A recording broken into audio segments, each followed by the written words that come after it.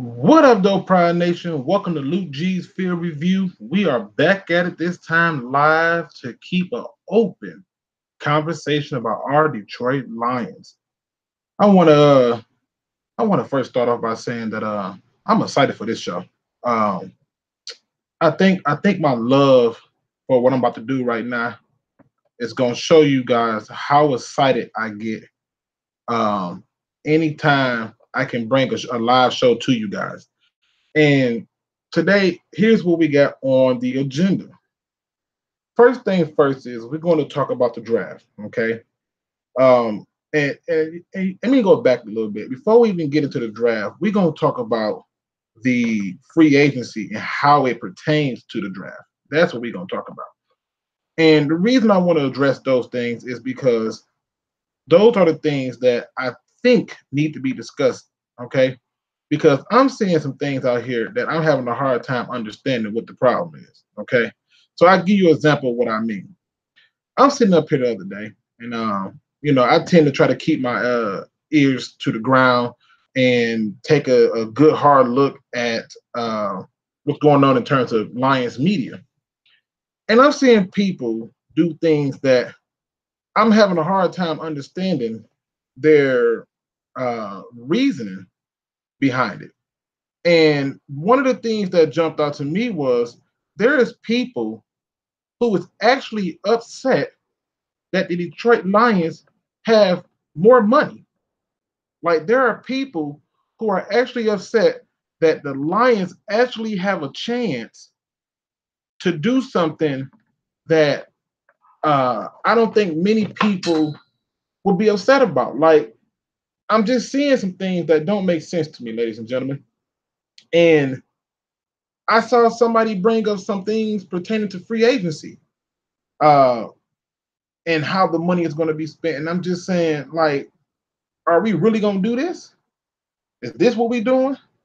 So, what I want to do is address some things and try to figure out why are people so angry at this point with the Detroit Lions? Like at this point, how can you be angry? You know what I mean? Like to be angry at this point makes no sense. All right. And I'm just sitting up here asking myself these questions. So anybody who watches my show know that I like to keep a close eye on the chat and to acknowledge those people who are joining us on this live stream. I truly appreciate it. Um, I know that when you take time out to hang with me, it's a big thing for me. So I want to be able to address those people and start off there. Now, also, we will be having open lines. I have not opened them up yet. I will definitely give you guys the heads up when I do open them. But as of right now, they are not open. Okay. I just want to kind of get things a little bit more smoother and a little bit more cohesive, so we can have an entertaining show. All right. Now, I think y'all gonna really enjoy today because today live show is going to be a two-parter. And what I mean by that is that we are going to do something that's going to require us to come back and do something again. So, what up, though, Derrick P? Uh, what up, though, George Morgan? Let me see. We got General G. Berry. What up, though? I see you finally made it. That's what's up. We got Dre Burns. What up, though? What's popping, man? We got Melissa. Who was right about Barr? Question mark, question mark. Left and unlocked. We're going to talk about Barr, Melissa. We're going to talk about Barr. Again, on Luke G's Field Review. If Luke G is ever wrong, please feel free to go on Luke G's chat or just call in and say you was wrong. Luke G is not going to be offended. I just think that if you are doing this thing on YouTube, you can't have you gotta know how to accept criticism, and you're not gonna always be right. Again, that's why I tell people to do their research. Sag Nasty, what up though? Sean Parker, what up though, man? Welcome to the show. Kodak Hamilton, Joe Jackson, edge rusher from Miami is a beast. Okay, we gonna talk about it. What up, though, Kodak? Sincere to you. What up, though? Let me see and make sure I don't miss nobody. Okay. Today's show gonna be a little interactive, people. All right. And the two biggest news that I've seen jump out is where I'm gonna pick this thing up at. Let me first start off with this Danny Amendola being released, okay, from the Miami Dolphins. I know somebody's going to ask me about Danny Amendola. I know they are. And here's my thoughts on Danny Amendola. It would be confusing to me for the Detroit Lions to pick up Danny Amendola, who's 33 years old and pretty much a possession receiver, but yet they traded Golden Tate, got a third pick, which I agree that they should have did. They should have traded him, but it would be confusing to go out and sign Danny Amendola when you still have a chance to bring back somebody like Golden Tate or to get somebody younger who can do more. So to me, if I hear anybody say, well, what about Danny Amendola? My response is going to simply be no. Okay. Okay. Because I do not think we need to make investments in people who are, who are not going to be there for the long haul. That's just me. Okay. Now, I say that to say this. All right. There's been another report that the Detroit Lions are the favorite to land Anthony Barr. And I believe day before yesterday, I said that Anthony Barr had either a 0% chance because he was a 4-3 linebacker. And I'm still feeling like this might be some smoke. I just don't see what the plan is with Anthony Barr, and we're running a hybrid 3-4. Now, Lions Roar 74 says Crowder is a smarter move. I mean, he absolutely would be, considering the fact that he may come cheap. But, at the end of the day, I just don't see them, taking Danny Amendola. But that's just me. Now, Anthony Barr to me, I watch so much film, and I love Anthony Barr as a 4-3 linebacker. Now, I know in college he played 3-4, but I'm just not sure if he's going to be worth a look in the 3-4. So that's where it gets a little confusing for Luke. For me, I'm trying to figure out if you're bringing this guy in, and I know we run a hybrid defense, what role is he really going to play? And if you're going to invest in a guy like him, now my questions become, okay, do I really need to what's the word I want to use? Do I really need to invest in a player, and what would it cost for me to invest in them? These are the type of questions that I ask myself. Okay, now I'm seeing a lot of things in here pop up in this chat from Golden Tate, good trade for Tate. Melissa says good trade for Tate, but yeah, get younger. Absolutely. Melissa says that they watch Debo Samuel. And then Melissa says, whoop, I like Barr a lot as an edge rusher. See, here's my problem with Barr as an edge rusher. If you watch Anthony Barr with Minnesota and how they use him on the edge, they have 4 down linemen. And if we're a 3-4 hybrid defense, I'm trying to figure out how we're going to square this guy into it. Like, to me, he doesn't fit the system. And I'm with Lions Roar 74. Barr just does not fit the system. And this is what brings me to my next point. If this report has any validity to it, wouldn't the Lions already have made this thing kind of be announced? Because technically they can start negotiating with people tomorrow in terms of the whole entire market. But, there are people now already being signed. So I just don't see it. Now, George Morgan says, personally, I only see them going at the 2 big dollar guys. I think they are going to sit on that money till next year, especially if they have a good draft. And then see, George, I'm with you. I think that they're going to sit on that money. I know there are some people who somehow seem to think that that they're going to spend this money on their homeboys. And I don't know how they come up to that conclusion. And let me just sidebar real quick, okay? Because there's some people who talk Detroit Lions sports who really amazes me when it comes to this thing called YouTube. And I just want to address this, okay? And once I address this, I'm gonna leave it alone. I don't care what channel you run on YouTube, okay? If you want to ever come in my comic section and promote your channel to the people in my comic section, I welcome it with open arms, okay, people? I got people getting mad because I'm talking to people in their comic section and then I'm giving them my YouTube information and they're getting mad about this. Like there's this monopoly on Detroit Lions sports in YouTube. You know what I mean? Like, I don't understand this. If there's anybody on YouTube who talks Detroit Lions sports, who talks any type of football whatsoever, um, any type of sports at all, I'm just gonna keep it 100. If you disagree with me, please feel free to reach out to me, and we can have a nice, friendly conversation and debate about it. And it's gonna be respectful. If you agree with me, feel free to call in or reach out to me, and I promise you I'll get back to you so we can have a friendly conversation and debate.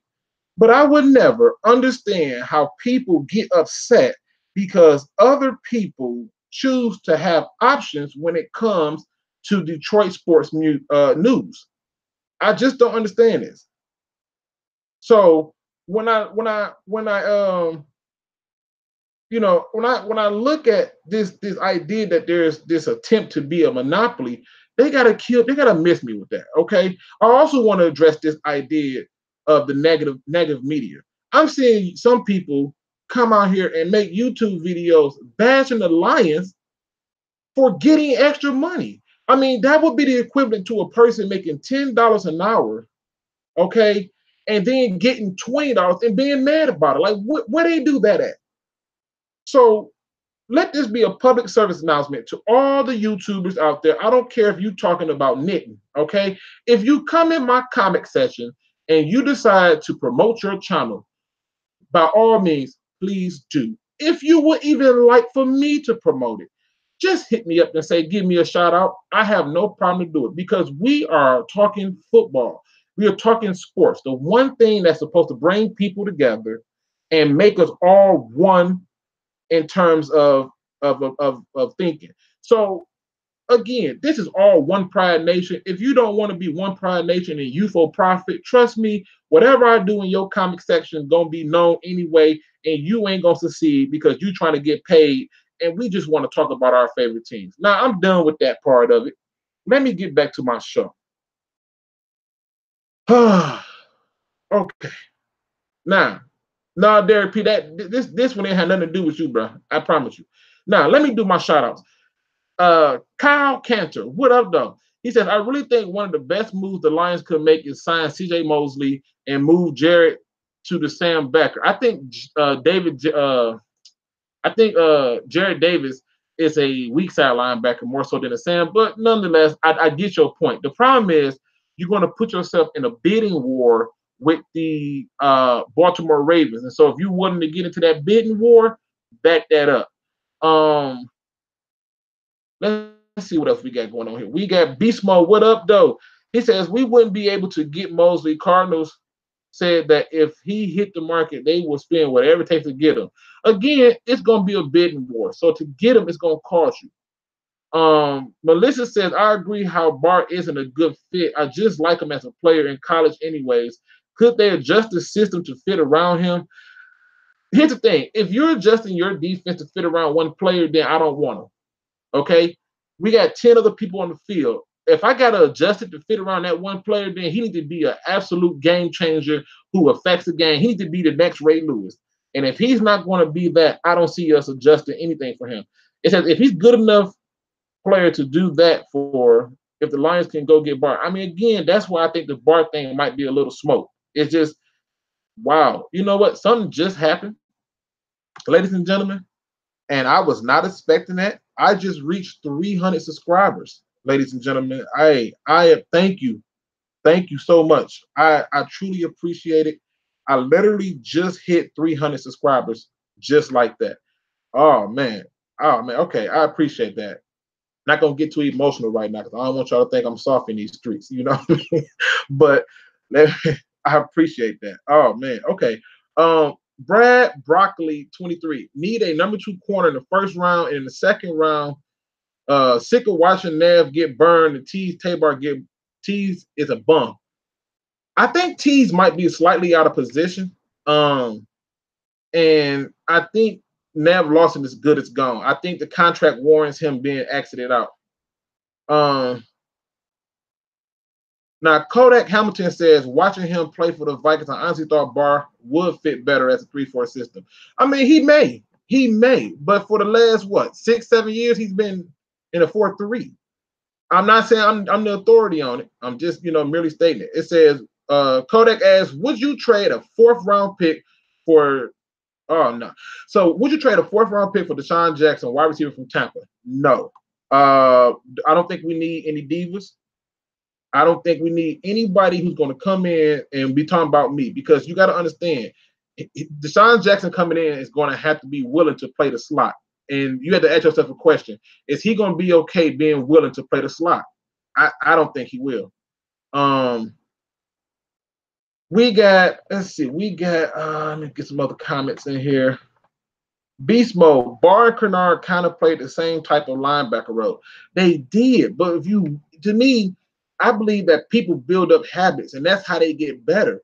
If all my habits were built up for a 4-3, how do you now go over to a 3-4? I just don't see it. And Beast Mode said, but maybe they was bluffing. I don't know. I think they could be. Mike, what up, though? Michael Sands in the building. Bobby Boucher, what up, though? Just joined from 810. That's what's up, man. I appreciate it, man. Jay White, what up, though? One Pride, we here. What up, though? Okay. Eric Whittaker tried to spend some money for once. And you know what? I think they are going to spend some money, but you got to keep in mind that Kenny Galladay's coming up on the contract year. So you want to make sure you have money to extend him and be prepared. Next year will be the best time to draft a quarterback because in 2020 you'll be able to release or trade Matthew Stafford, and at that point he would be, I think, 34 or 35. But I think he's going to do just fine with a run game, and that wouldn't be the case. But just saying for hypothetical purposes. What up, though, D. Williams? Beast Mode said, I've been here since 125 or something like that. Hey, I appreciate it, man. Thanks a lot, General G. Berry. Congrats for the homie. Team Timpson. No corners good enough for 8. You know what? Gold Star. This is the thing that I don't think many people understand. If you're taking a cornerback at 8, then I feel like he need to be like Darrell Reeves. I just feel like when I watch most of these cornerbacks come in, they don't do good. Go and ask the Green Bay Packers how they rookie cornerbacks did. They had some struggles. There was some things that they had to adjust to. Or just go and look at Darius Slay rookie year. He got benched so much, I thought he was never going to be named Pine. So, I mean, it happens. Melissa says, Peace Lawson. Yep, he's gone. John Jones, I appreciate it. He says, congrats. Kyle Kentner says, Amendola or John Brown, I think would be great wide receiver 2 options. Here's the problem, Kyle. I don't think they're going to bring a guy in to be the number 2 when you already got Marvin Jones under contract. You already got Kenny Galladay under contract. They're looking for a slot receiver. They're going to leave those big guys on the outside because they make amazing catches down the field. They're good deep threats. I don't see them going out and adding anybody who's going to be there. Now, in terms of Danny Amendola, I'm gonna say no to that. And in terms of John Brown, he just hasn't been consistent nowhere he's been. So I'm gonna say no to him as well. Now, Team Timpson says I can see them putting Barr at middle linebacker. They wouldn't do that. Barr 6'5", 255. They want him rushing off the edge. They're not going to put him at middle.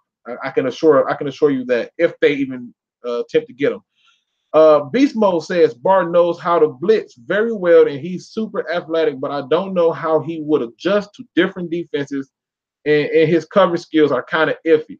I mean, these are the kind of things that I question. How is he going to go from a 3-4 to a 4-3? This is some of the questions I have. Um, no, Derek, you wasn't even the one that was talking about the Danny Amendola one. I did see that you dropped the video. I just literally saw that.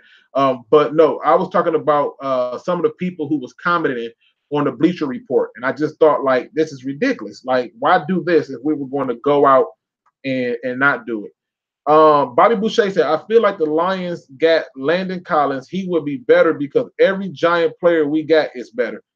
Hashtag fact. I mean, they seem to come here and ball for us still. And I think it's a matter of scheme fit and how they're used. But the one issue I have with Landon Collins is how consistent is he going to be in coverage?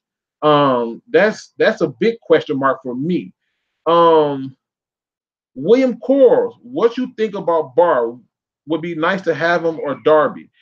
If you listen, here's the thing: if they pick up Barr, I gotta believe that they have some type of plan for Anthony Barr. I just don't know how serious that article is when he's coming from a 4-3 team to a 3-4.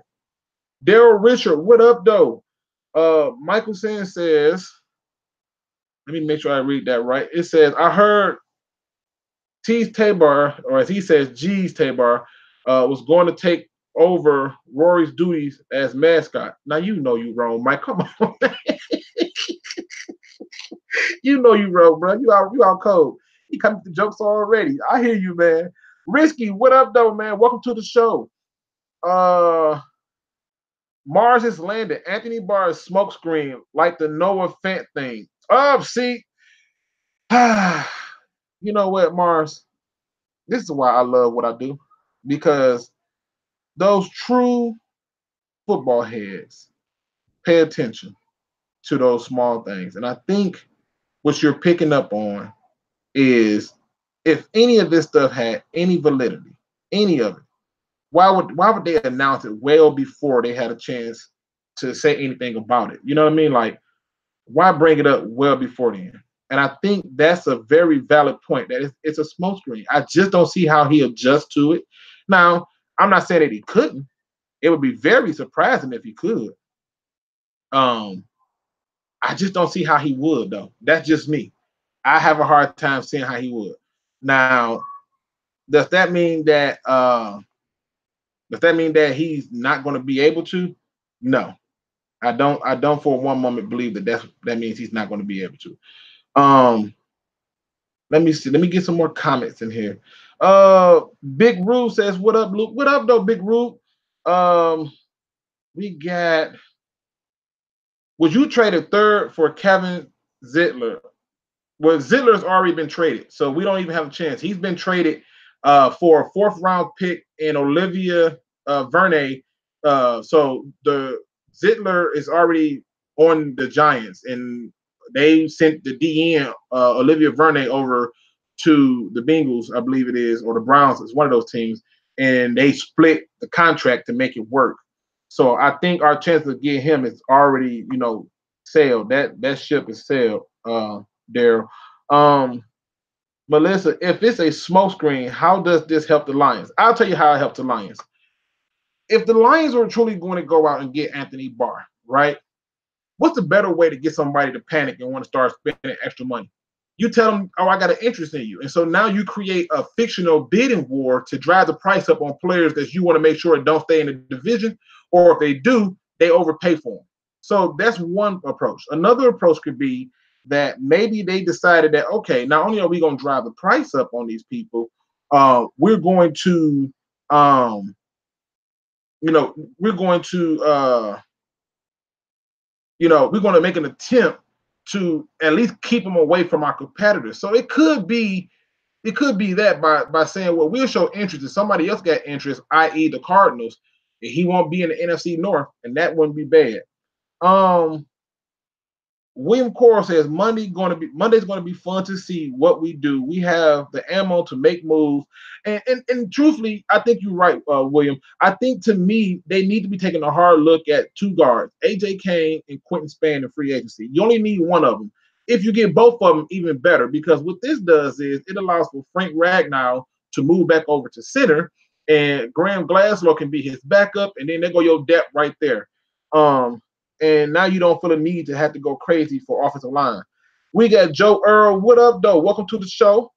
John Hannon, yo, what up? What up, though, man? Tomorrow I'm going to be busy. Yes, free agency is going to act a fool. Now, let me show y'all something. Okay? Let me show y'all something. And the reason I want to show y'all this is because I believe that seeing is believing. Okay? And the one thing that stands out to me comes from, where is it at? Right here. All right. So I'm going to share my screen. And the reason I want to do this is because there are some things that I definitely think we should look at and we should consider when it comes to the NFL draft. Okay. The first thing I want us to consider as it pertains to the NFL draft is what is really our best option if we stuck at 8. Okay. I want us to really think about this. All right. And the reason I wanted to think about this is because I really want to bring up some things that I just happen to notice because I have a tendency to stalk things, okay? Particularly other people's sports feeds. So let's go ahead and get this thing popping. Let me get this up here really quick. All right. All right. So, all right. Here we go. All right, people. Okay. So, I want to show y'all this. I took time to do this because I've been paying attention.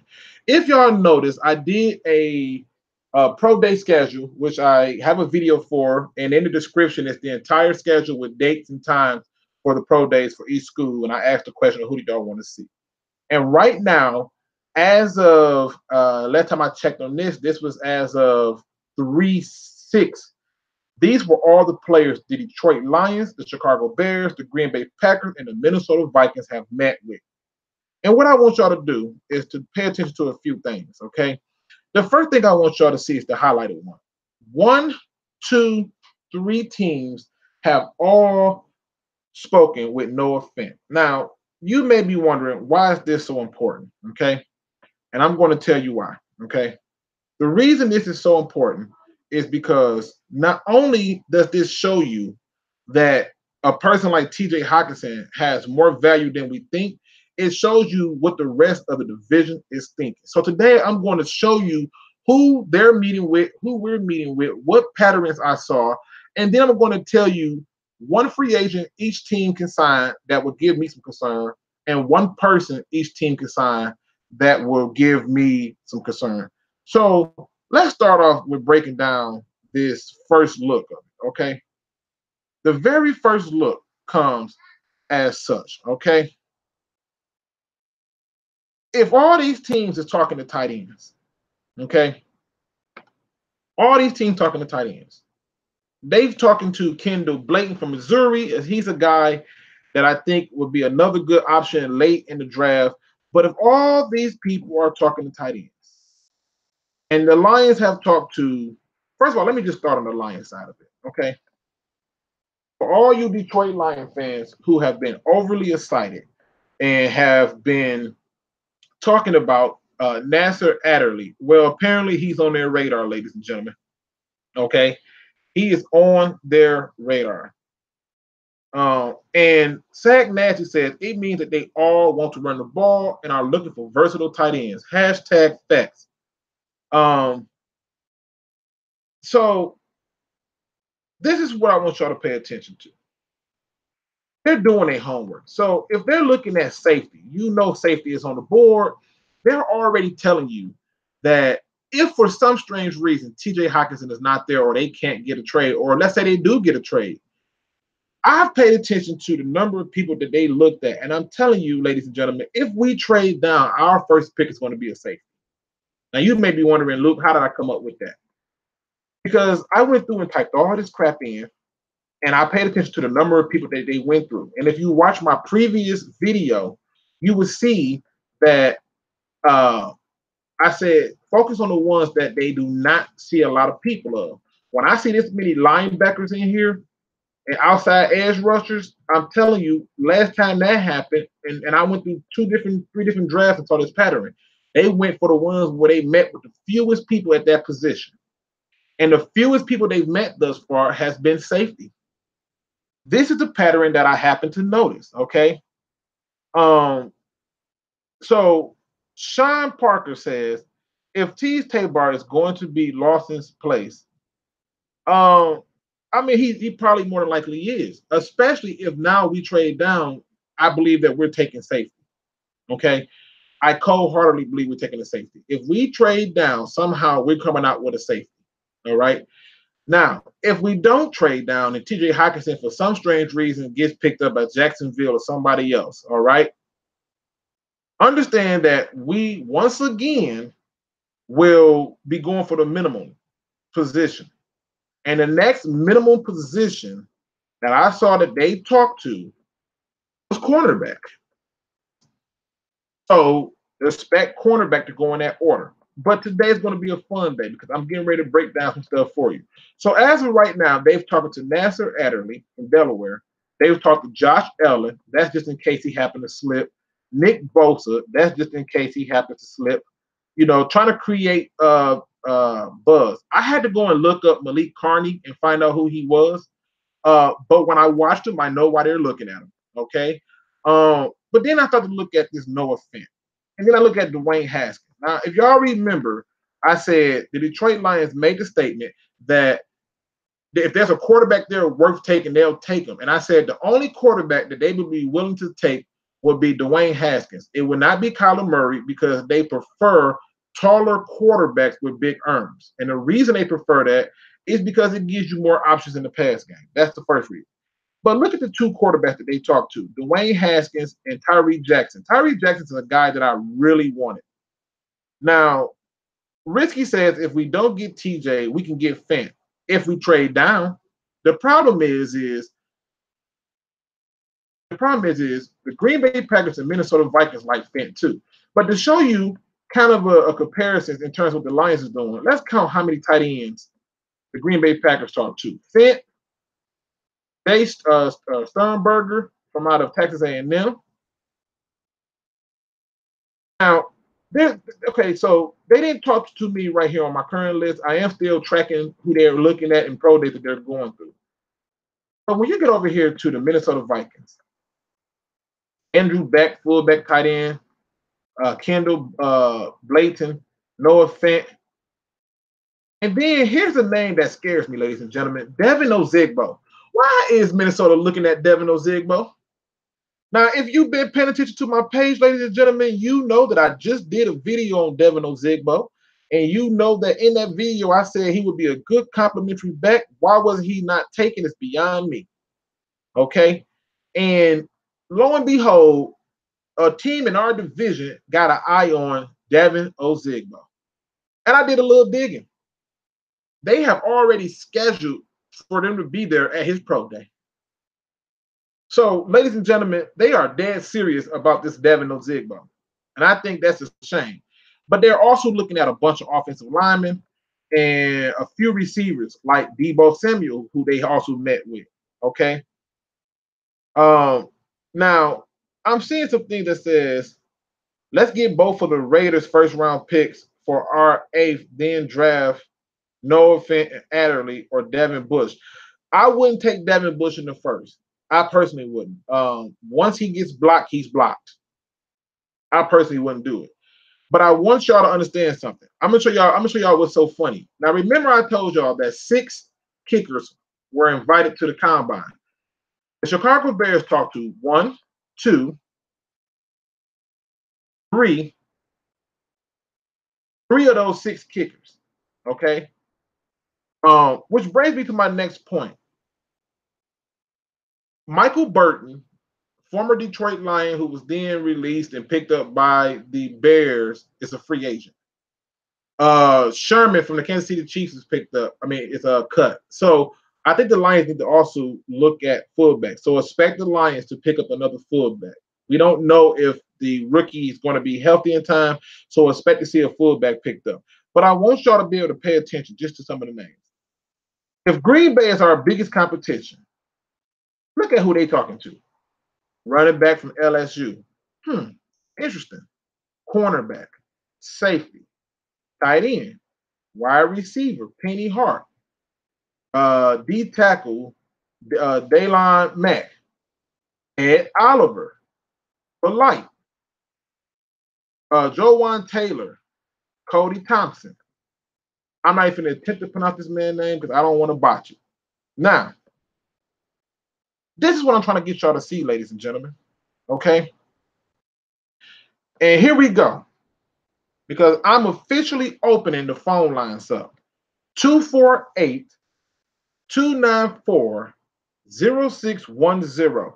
If you call and you get a busy signal, just keep calling because this program that I use is a little finicky.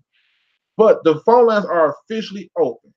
Is any of the names on here from some of these people that are being visited, is any of this bother you or give you cause for concern? Because if it doesn't, it should. Stephen A, what up, though? He say go blue. I'm a Michigan State fan, but I'm all Michigan as long as we battle anybody else. So support that. Mike says, just my opinion, I think there's a lot of running backs in this draft. Excuse me, and it's kind of a bonus pick for the Lions. Well, it would be a bonus pick, but I was hoping that Devin Ozigbo get ignored to at least the fourth round. It's looking like he's not. Okay. So again, telephone lines are open. 248-294-0610. Now, what up, though, Stephen A? I see you out here, man. Say that number one more time. That's 248-294-0610.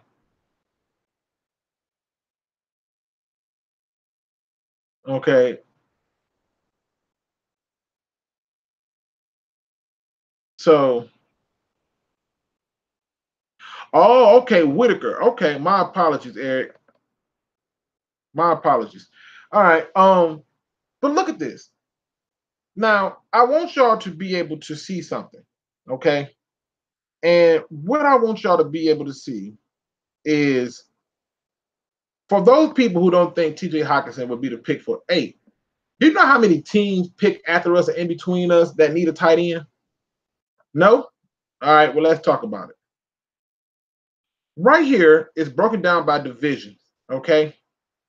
And as you can see, this is the division, this is the team, this is their primary needs, their secondary needs, their ancillary needs, and things that they just don't need, okay? And we can go through each division and see that tight end is on a lot of these people's ancillary needs. And then when you get to the Bills, it becomes secondary, right? And then if we come on down to the AFC North, okay? And I'm just looking at teams who's picking behind us. You got the Steelers who want a tight end, okay? You got the Bengals who need tight ends, okay?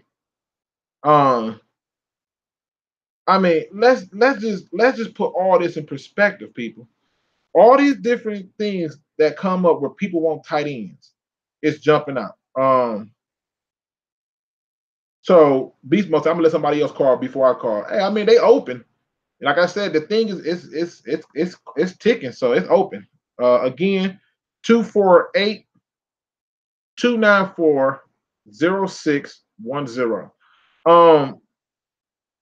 Yeah, I'm seeing some stuff from here. I'm just saying, like this whole idea of tight end. Like for those people who want to wait and take the linebacker.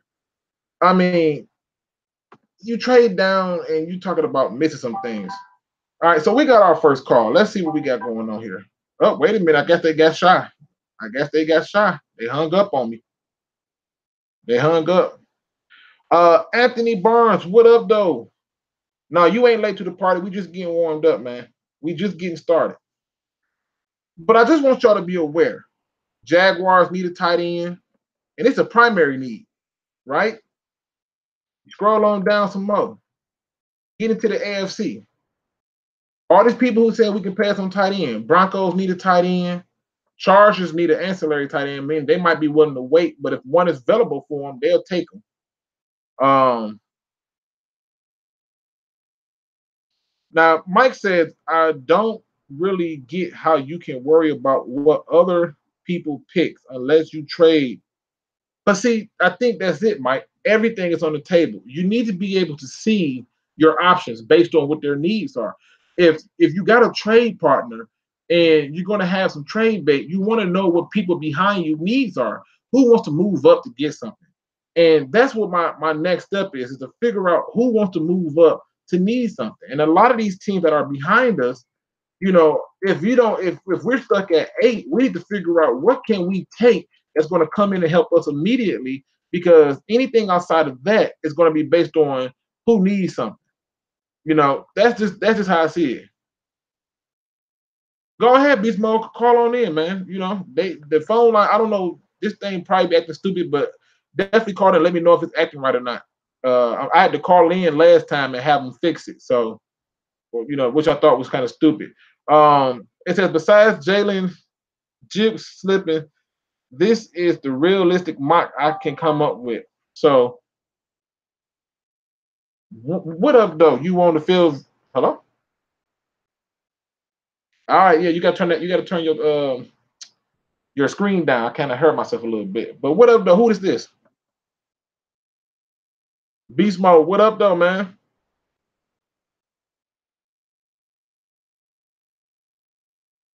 Uh-oh. Uh-oh. I'm listening.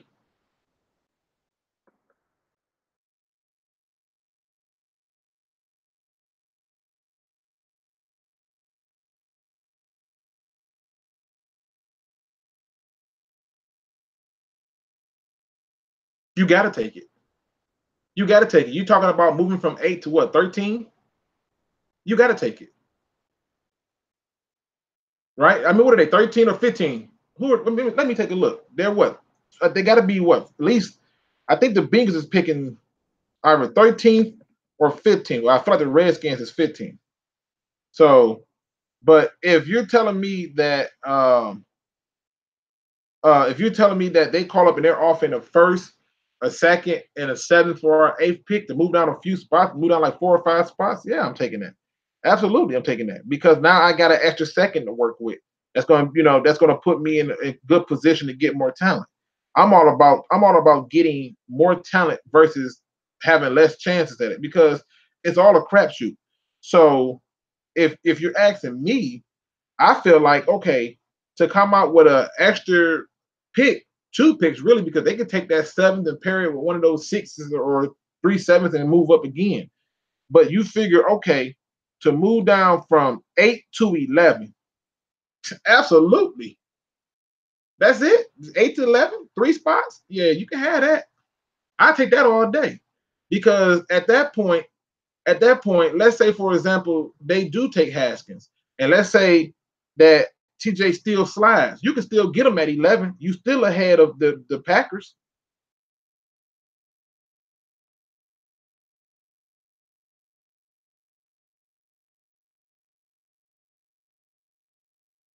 Oh, you know what? They said they can't hear you, so hold on. I probably got to turn your mic up. That's my fault. Hold on 1 second. Let me see. Fix this like the. All right. All right. So let's see what's going on here. Can y'all hear the caller now?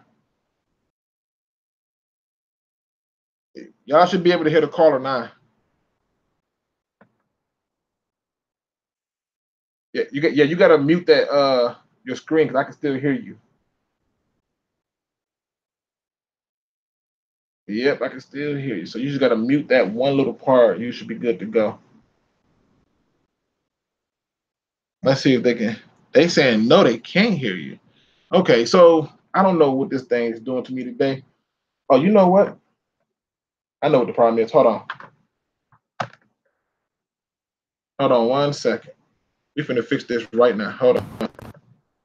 Give me 1 second. Let me stop this for a second and fix this problem really quick. All right, so we need to just fix this really fast. Uh, So, yeah, they probably is trying to figure out. But the question he asks is, if the Bengals call up and offer a first and a second. Um, he said if they call up and offer a first and a second, would I take it? And first, second, and seven. I said absolutely. I'm only moving down a few spots. So let's see if this yeah, they works. can hear me. So they hear him now? Perfect. All right. My bad, people. My bad. Google Hangouts is a little finicky at times. All right. All right. So let's go back to it. Now, so repeat your question for me one time, Beast Mode. My apologies. Um, there's another scenario that I've seen as well, Okay. where we trade back with the Dolphins and we get their first round and Xavier Howard. That would be pick 13, though.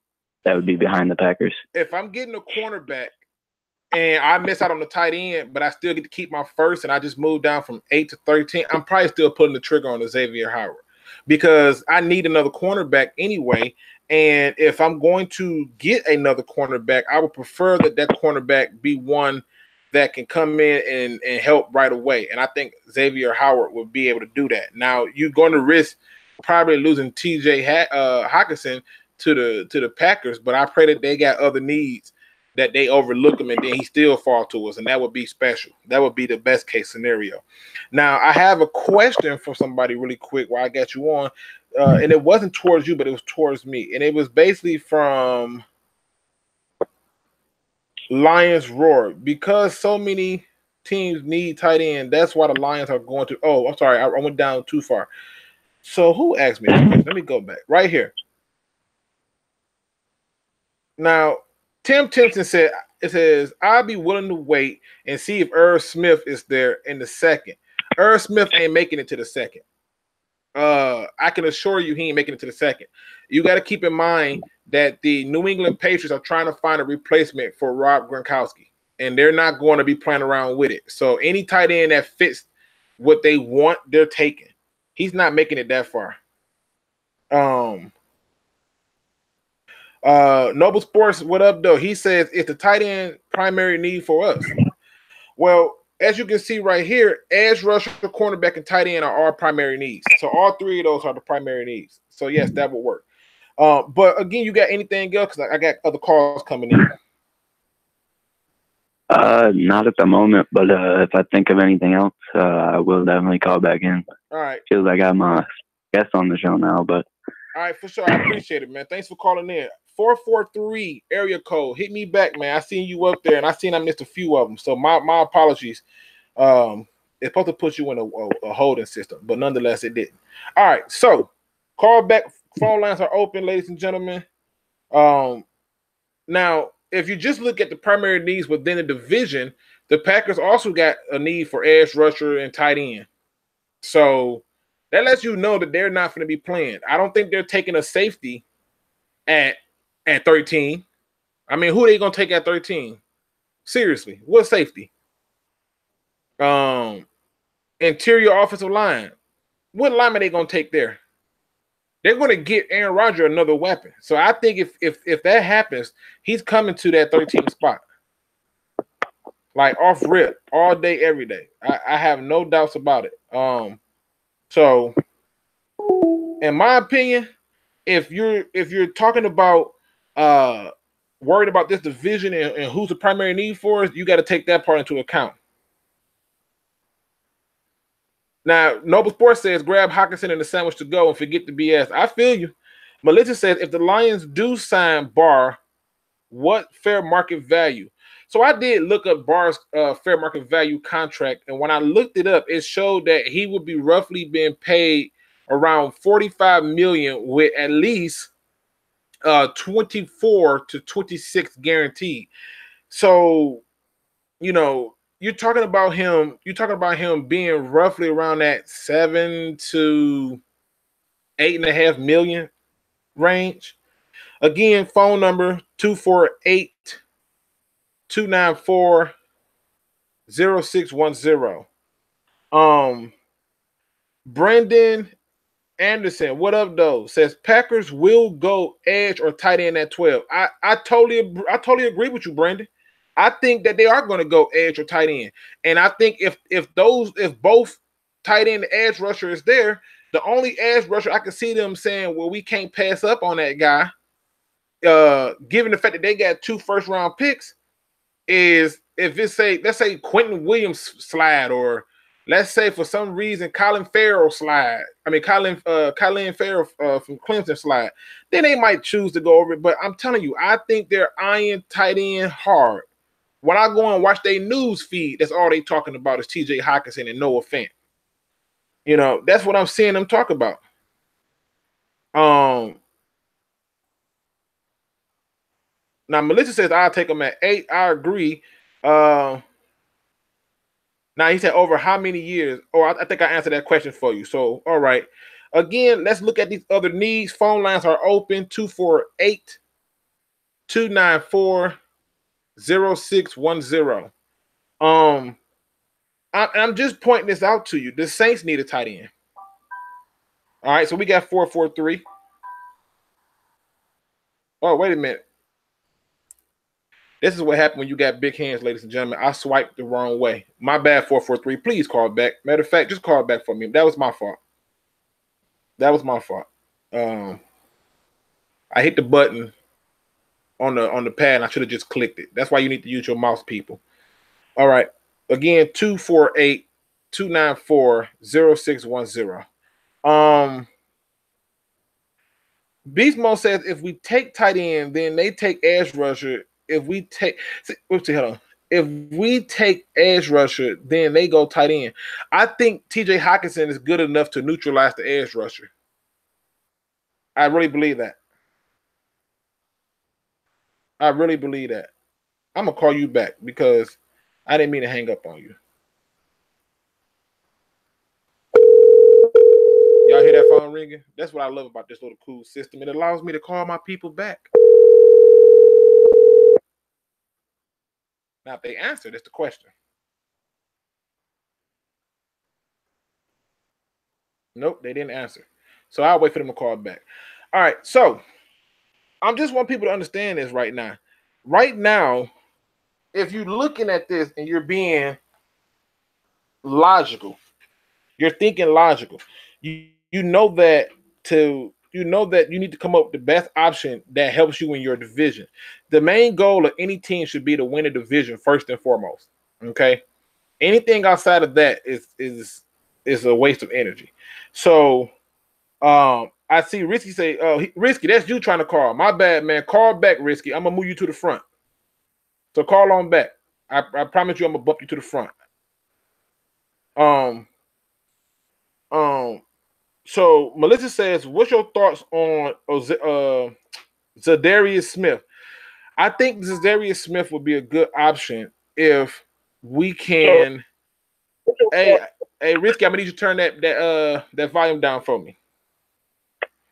I think Zadarius Smith would be a good option if he come at the right price tag. But Zadarius Smith ain't never been paid, so I think he wants to be paid like a boss. Now we got Risky on the phone. What up, though? Hi, man. Risky, what you got for us, man? I don't know if much, man. I just wanted to be in the conversation, you know? Hey, I feel you. Now tell me, what you want to talk about? You want to be in the conversation? What you want to talk about? How you feeling about the idea? Looking at this chart that I got up based on people's needs, how do you feel, or what do you feel the Lions should do with that 8th pick? Honestly, man, I think we should just go best player available at this point. I think we have too many holes right now. I think we need an impact player at this point. We have a bunch of depth. I feel like we can get a bunch of depth, but we can coach slot players up like we did with Akwara and with Tan. I think we need to go in and just try to get the player, that person we've been looking for since stealing stuff. So you want to go defense first? It doesn't matter. It doesn't matter. So you just basically saying CJ, So you're just basically saying that whoever we take need to come in and have an instant impact. Yeah, there's have to be obviously, I just want a player to come in and be dominant. last year we got, and the year before that we got Davis, and they're good, Right. but there's others, but we just need that player that you see on the highlight, that people saying, and that, and they're like, oh, it's just that guy. So you want the guy that jump off the screen? That's what you want. You want that guy when you watch him, he's good because he's that good that he jumped off the screen. He stands above the rest. That's what you want. Like, I want that player that teams have to plan for. I think that's TJ Hawkinson, because I think what you're gonna have is a person who can set the edge on pass rush, and you're gonna have a person who can help in the run, and he also can help in the pass. So you're talking about a guy who can come in and do all these different things and versatility. Now again, he does jump off the screen if you watch him. Yeah, he does. Really, I agree with you on TJ. I think he will be a great player if he comes to Detroit. I agree with that. And honestly, I feel like, I don't know, maybe if, they go like a bunch of quarterbacks off board at the beginning of the draft, like Kyler Murray, Dwayne Haskins, and stuff like that, maybe we can trade up and get like Josh Allen. I feel like he could probably fit our scheme and be very good for us as well. Now, here's my thing. Did you see the video I did breaking down how the trade values work and sometimes how you got to pay that luxury pick? Yeah, I did. Well, I didn't watch that. No, I did not. Okay, so to move up, how far are you willing to move up to get Josh Allen? And you talking about moving honestly, I think they'll rip it. We wouldn't be able to get him. Like, we wouldn't be able to get a top 3 pick. I think the Raiders maybe. We could give up maybe a second rounder or next year's first or this year's first. Well, you would probably give up more than that.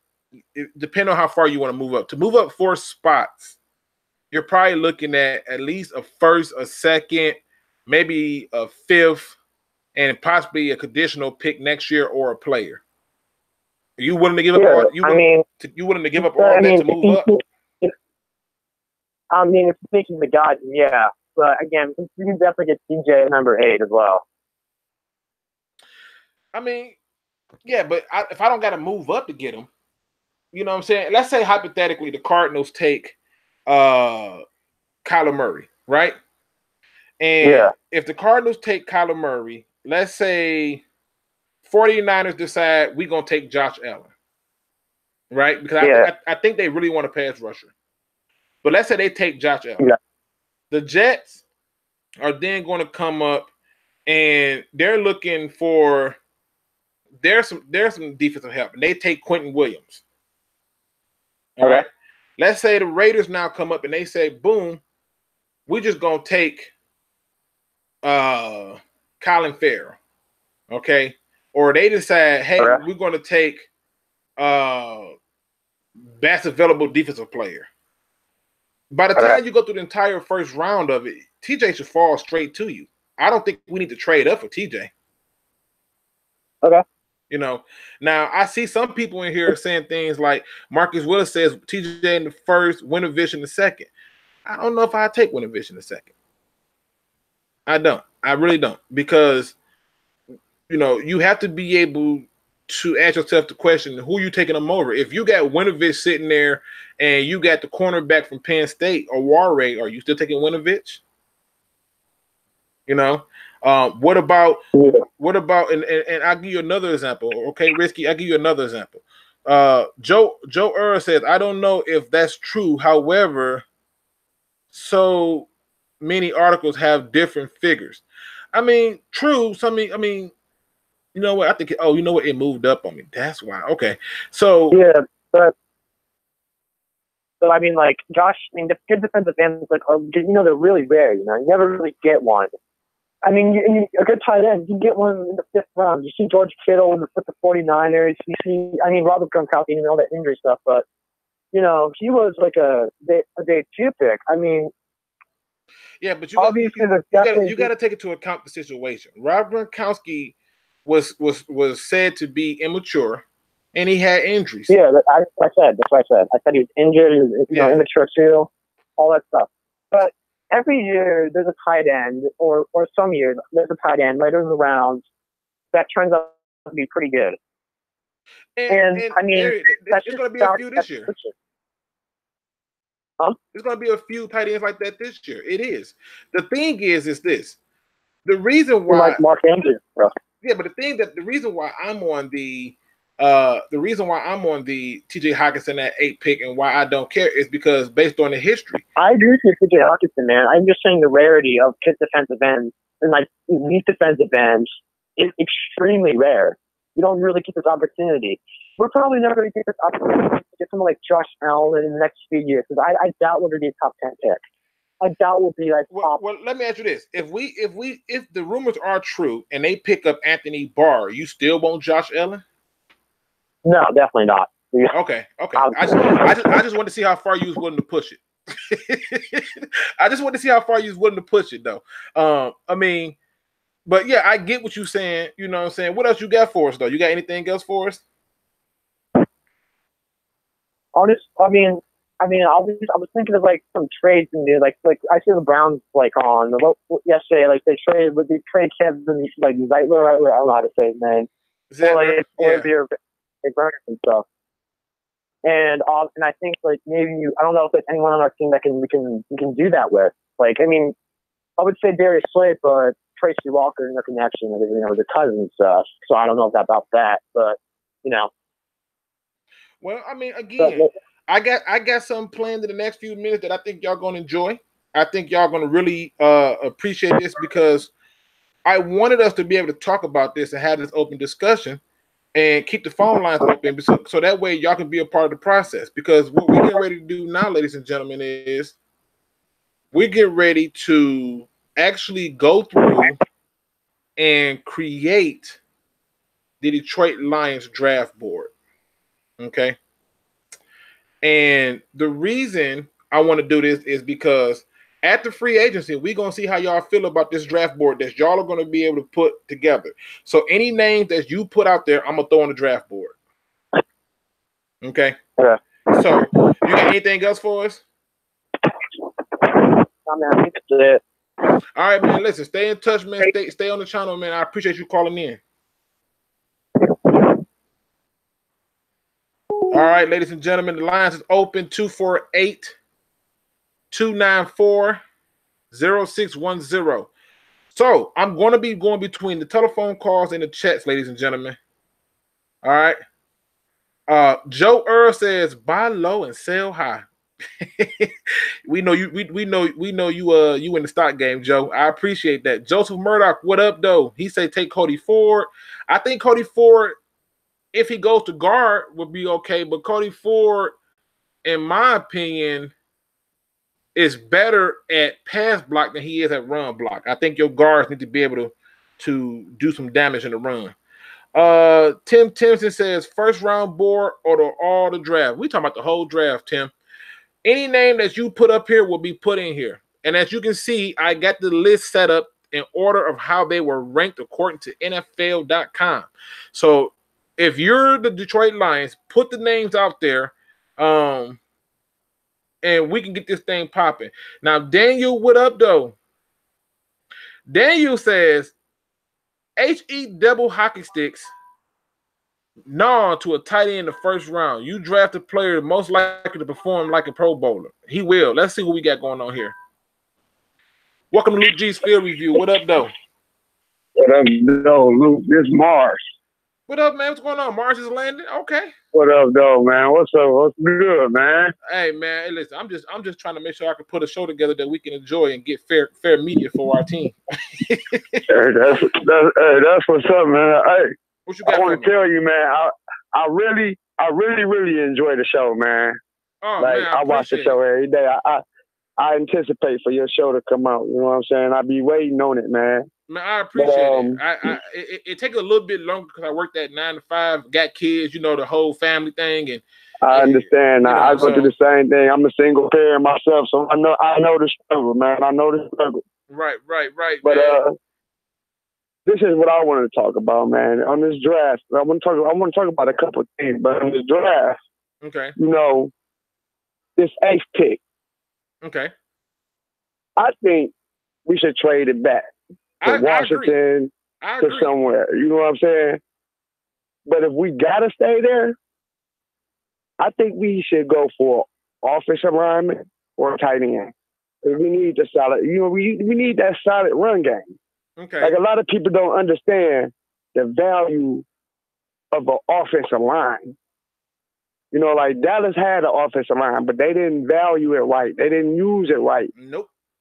If you get an offensive line, you can do some miracles. You know what I'm saying? Agree. That's how the Patriots did it. That's the Patriot way, is the offensive line and how it worked. I know it's a boring pick. I know everybody probably like, man, Mars is talking about an offensive lineman and a tight end. But it's the smartest pick. It's the smartest pick. Well, it's the smartest pick. Let me ask you this. What offensive lineman you think is worth it at 8? I'm gonna tell you. I'm honestly tell you. I'm a Michigan State fan. Okay. Only time I watch college football is Michigan and Michigan State. Or if somebody hit me up and be like, man, you need to watch this guy. You need to watch that guy. Then I catch their game. You know what I'm saying? Right. And or until the draft come around and I hear about some people. But I really don't know about too many good offensive linemen that's out there. Only one that I really hear about is old boy that come out of Alabama. Johan Williams. Williams. Right. Yeah. Now I hear about him a lot. But I know you got somebody agree with you. You got Joseph Murdoch. He agreed with you. He said you spot on. And I talk to a lot of guys at my job. You know what I'm saying? We talk about Lions every day. The guys at my job, we love it. They watch the shows. They watch other guys on the shows. They be talking about me when I make my little videos. But right. You know what I'm saying? But like everybody got a different opinion. And like everybody want to see the Lions win. Support. And there's so many different ways. There's so many different ways to win in the NFL. You know, and I trust Patricia, man. For some reason, I trust Patricia.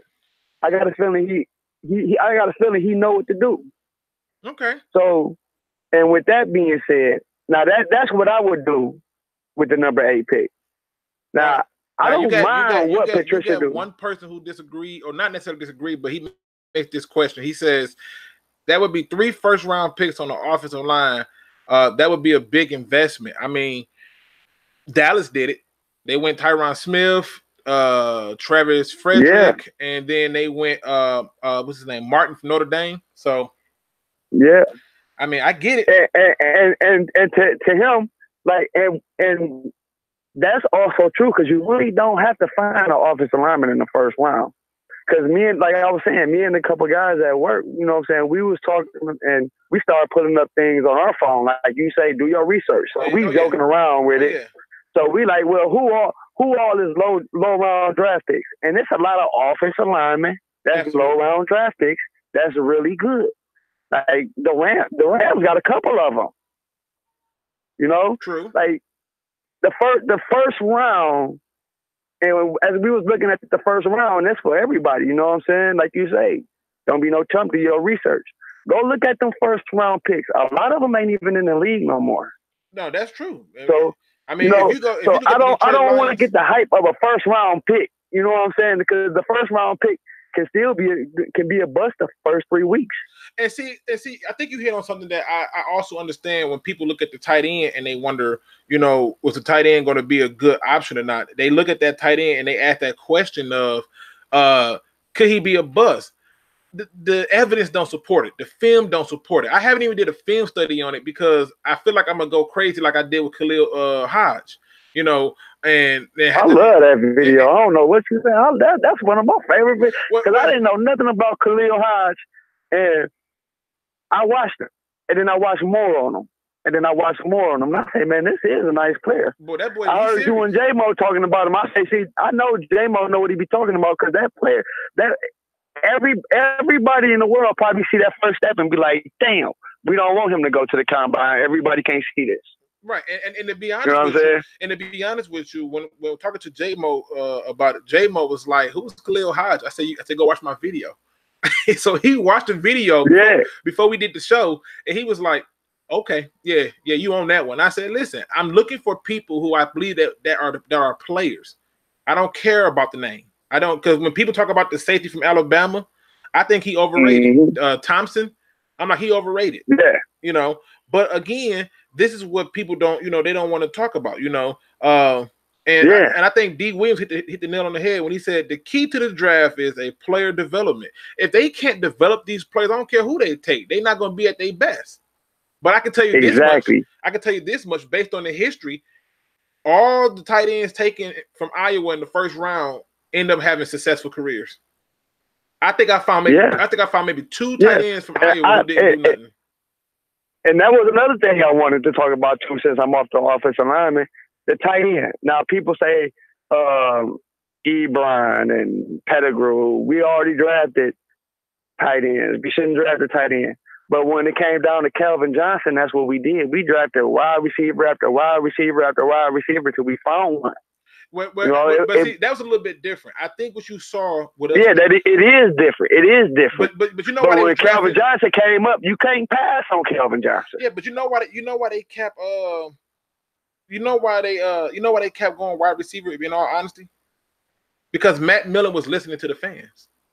When he took Charles Rogers, he was listening to the fans and the media say how great it would be to have a guy who played here that the fans are familiar with be on your team. That's what he was going with. Yeah. I remember that. This GM, he's made it very clear that he don't care about what the fans are talking about. He can't listen to that stuff. And that's what we have to have if we're going to be a better team, you know. And I give you another one. You know, I'll give you another one before I let you go. I truly believe that there's one thing in free agency that we're not talking about, and that's fullback. Because I was very upset when Jim Caldwell got rid of Michael Burton. I was like, Burton, like, why you do that? Exactly. Like, what was that about? Exactly, because we need somebody to block up that middle for us. Exactly. So, you know, when you looking at it, even when you at work and you're talking to the people at work, just make sure that they understand that when they're doing that research, make sure that it fits a team need. That's why I put the team needs on the screen. I wanted people to be able to see what the team needs were, and that was going to be the way for us to know, you know, how this was going to work. But you got anything else for us, man? That's about it, man. I like the show, man. Keep it going. Shout out to everybody, Noble Sports, J-Mo. I know old boy said he ain't doing this show no more, but still, shout out to Mobby. You know, everybody, you know. Yeah, support, man. And you know, my goal is to clear all the trash out. Whether we agree or disagree, this is all one Detroit. This is all one Detroit. So that's why I made the statement. We all rooting for the same team. We all rooting for the same team. I can't stand the negative talk. When I hear that negative talk about the team, man, it brings a negative energy to our team. We need to, as fans, we might have a rocky start to this season. We might have a rocky start, but if we throw negative energy towards the team when we in a negative point, it's gonna stay negative. You know what I'm saying? We can't be negative fans. We can't be bad fans. You know, like them Chicago Bear fans, man. I watched a couple of their videos, and when they was 3-13 or whatever, man, they were still supporting that team. And we 6-10, and we got people talking about trade the team and send them to a different state. And listen, it's funny you bring that up, because when I made this observation, somebody told me I was overthinking it. I said if anybody who listened to 97.1 The Ticket, okay, I'm not trying to destroy 97.1 The Ticket, but I like for people to pay attention to the pattern. Have y'all noticed that every team that's in Detroit, somebody on 97.1 The Ticket says sell the team? Have you noticed that? Baseball, basketball, football, I mean, you name it. Hockey, sell the team. And I'm like, why does this become the solution? And then this is the other thing I hear all the time. Tank. Yeah, tank. And then when they do lose, they go to town on them. Oh, they're trash. Same old Lions. Look at this. So I'm trying to figure out, you know, that's why I did this, man. Derrick P. Fields got me going, and he's the reason why he got me on this, you know, doing this, because I wanted to give a shout out to him too, man. I watch his videos too. Tell him I'm trying to get my hair to grow too, you know. Yeah, he talked about that hair growth video. Hey, just a quick plug, man. If y'all trying to see what's going on with that hair growth thing, man, please check out Derrick P. Fields' channel, as well as he talks Lion Sports as well. Also check out Noble Sports Entertainment, man. He got some good stuff over there, and yes, he do, man. I always check his videos out too. too. That's who I rock with. I rock with them. I rock with 313 J-Mo. Check out his stuff, because the one thing about 313 J-Mo that I love is his basketball videos. That man know his basketball, people. Yes, he do.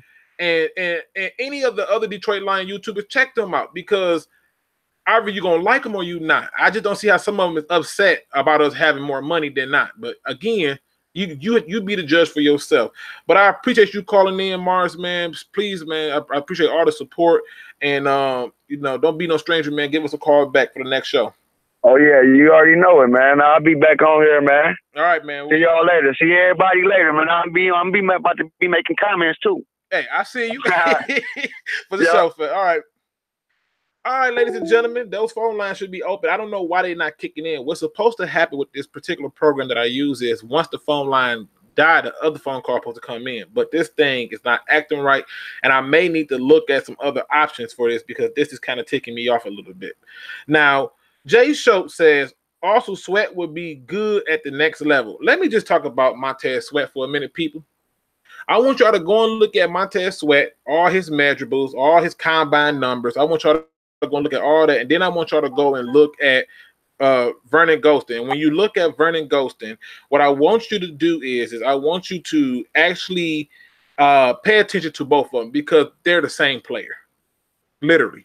Montez Sweat has no pass rush moves. Watch Montez Sweat in the run and come talk to me. Okay? Now, we got a phone call on here. What up, though? You on Lou G's Field Review? Who this? What's up, Luke G? What's up, baby? What's going on, man? Who we talking to? Who you think this is, man? Come on, man. Don't do me like that. Let me see, man. Let me think about this now. Let me think. I got a lot of voices in my head. Okay? I got a lot of voices in my head. This got to be John. No? No, this ain't.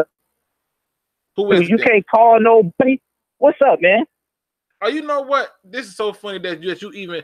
Let me tell you something, ladies and gentlemen. This is Derrick P. Fields from the Derrick P. Fields Show. I'm so slow. Hey, Derrick. What's up, man? Derrick, what's good? Today was one of them long days, man. I had to go to a little kids basketball game. I saw some kids' ankles get broke. It's been a long day, man. What's going on with you, man? Wow, man. What's up, man? I see you got the phone lines up and running. Yeah, man. This thing was acting a little foolish, but we back at it, man. I see we got some people in talking. Jay Schultz is here. Look, Jay Schultz letting it be known. He said, Jay Schultz said Montez Sweat gonna be explosive. Okay, all right. I don't see it, Jay. I just don't see it. I'm not knocking it. and George Morgan make a very good point. Watch that Outback Bowl, and we can talk about it. All right, man. Well, I'm good to see you got the phones open up. I did catch Mars's his phone conversation, man. That was on point, dude. Hey, he was talking that true, man. Yeah, he said talking that hair grow back, man. You see, I hit 300. I can't believe that, man. Look, man, I saw that. But I told you it was coming, man. I told you it was coming. I just wanted to get on, man, and see what's up. You came with the DA heat, the Danny and Amendola heat at the beginning of the video, man. And I just wanted to throw my 2 cents in on that, man. Because I didn't know if you caught. I was like, I said Luke dropping fire on the Alliance, man. No, man. All right, so look, Derrick P. Fields did a video about Danny Amendola. My comments was not pertaining to him. It was pertaining to an article on the Bleacher Report. But Derrick P. Fields is going to explain why he thinks that Danny Amendola, I take it that you're for him coming to Detroit. Yes, I am. Yes, okay. I am. All right, let's talk about it. All right, wait. Where did he at? I know the content. I got you on my phone. I got I can't watch the video, so I'm gonna have to check the chat later. But I heard what you were saying, man, about he's not going to be towards the future, right? So you're looking for the Lions to invest towards the future. My thing is this, and you made a point about why would we go to Tate, who was 2 years younger, and I did address all this in my video. Go check it out. But why would you release Golden Tate, okay, and then sign somebody that's older than Golden Tate? And one of my philosophies that I had is no doubt GT is going to demand a much higher payday than DA. I mean, isn't that when you say that's going? And so, and if So I'm thinking, then I got Anquan Bolden in my head as well. He older than both of them. And when he came in 2016, he did what he did, you know, and I didn't expect a lot of it, you know what I'm saying? And he came and put some points on the board for the Detroit Lions. So I'm thinking, and I'm thinking about filling a need with the guy that, you know, can prove he's proven some things with New England. He didn't really do much in Miami, but he got some left in the tank. I think he can, and like I said, I don't want to, well, I guess I'll bring the stats or whatever. So the average was he only did 200 less than GT last year. They played the same amount of games. Golden Tate caught 15 more passes, and did 220 more yards than DA. And I'm like, okay, well, if you put 15 more passes to DA, he could have easily went to 700. So I'm not looking at the future, like you said, like I'm not looking in the distant future. I'm looking at maybe the immediate future, maybe the next 2 years, maybe in maybe a year, man, like LB, how they signed him to a year, just a year. And I'm thinking maybe with his familiarity with Matt Patricia, relationship, whatever, not that he'll come here, but maybe he'll come here. And that if he did, I wouldn't be mad. And that was my philosophy, filling the need of a slot guy, with not too much income, not a lot of loss. I feel like they could probably gain more than they lose. So that was my thought about that. Well, so, let me ask you this. Let me ask you this. Yes, let me play devil's advocate a little bit. Okay. And we're going to play a little game called Would You Rather? Okay? Okay. Now, I do believe that Golden Tate will not cost as much as you think because Golden Tate loves the city of Detroit. Golden Tate was praised and loved here. I've seen Golden Tate on his little Segway rolling down Royal Oaks and in Birmingham, slipping on the Serpy, chilling. Okay, he loves it here. Now, would you rather have Danny Amendola or say James Crowder? Okay, now I heard y'all talking about him, and I'm like, all right, if you got youth on your side, then that's cool. Then I would take. Listen, I'm not even considering youth. I'm merely going by the standard in which you set. You set the standard as contract wise in terms of cost. So I'm going to bring up all the receivers who I know is going to cost less or if not the same thing as Danny Amendola. Okay. So that's what I want to do. So if you could choose between those two, who would you take? Because it's going to cost you less to take Jamison Crowder, in my opinion. Okay. Well, it's going to cost you less. What kind of terms we talking? I mean, years. How much money? His terms are going to be met with incentives because he's had injury history issues. So anything he do, he gonna have to play for his. You see what I'm saying? See, and you know what? You know what? I'm old, man. I'll be 40 this year. Hey, you and me both. Maybe I'm old. You and me both. maybe I'm for the old folks, man. But okay, so I'm looking at his stats. So he played 9 games. Is that right? Last year he played 9 games. He started 7 of them. And if I'm looking at this correctly, he caught 29 balls. Okay. Is that right? Yep. 29 balls for 388 yards. Yeah. So I'm like, okay, so he's 25. Yeah. So I love when I hear Dose of Dion call anybody over 26 old, but I'm just like, man, I'm about to be one of them Avengers turning into dust, bro. But so it's like, all right, well, you got DA who caught almost 600. He played in 15 games, and he's 8 years older. So it's really I don't know, man. If we did a 2-year deal, man. Here's the thing you got to understand about stats. Stats tell you a story. Right. They don't tell you the whole story. And if you watch Jamison Crowder, you knew that a lot of his plays were big plays, big games and big plays. But again, a lot of the people in the chat are saying, like Antoine is saying Crowder. Beast Mode is saying Crowder. Melissa said, I'd take Moncrief. And I believe that you probably pay a little bit more. You probably pay a little bit more for Moncrief, but I take Moncrief over him.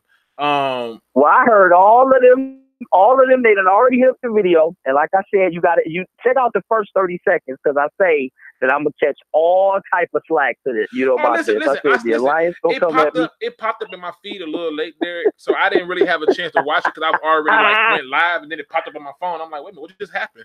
I'm like, why did it come in so late? Yeah. So, I think I know how to fix that. So, okay. But I'm saying, right. Well, yeah, I knew I was gonna be like the. Go ahead, man. No, I'm saying if you go through and you just look at this draft, you got some options at receiver that's going to be cheaper than all those guys that you can draft in the 4th, 5th, 6th, 7th, 8th round. You know, and I know it ain't no 8th round, but I'm just showing you that there's a lot of depth in terms of finding a slot receiver. Now, one of the things that why not? Oh, go ahead. So one of the things that jumps out to me is what Amendola is two things. Amendola, on his way out from New England, he let them have it. He talked about them bad, how he couldn't stand this, couldn't stand that, how they treat people and the culture there.